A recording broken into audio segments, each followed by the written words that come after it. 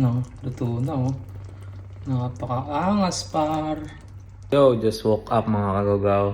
Today magluluto naman ako ng balbakwa. Recipe ni paring Allen ko doon sa Canada. Shoutout sa'yo. Abayan, nandito ka rin? Abayan?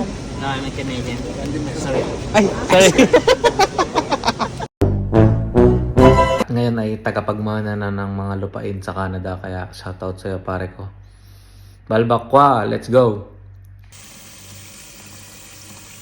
Ito yung mga gamitin ko na pampakulo muna dito sa ating pata. Siguro may mga kulang pa, pero mamaya yung star anise syempre, saka yung atsuete powder. Tapos yung black beans nakita ko kaso hindi ako nakabili kaya baka hindi ako makapaglagay niyan. Ito yung pata. Nalinisan na yan at papakuluan ko na. Let's go! Ayan o, pakuluan muna tayo. Matagal-tagal to, wala tayong pressure cooker. Bali, tanglad, sibuyas, luya. Pakalambot.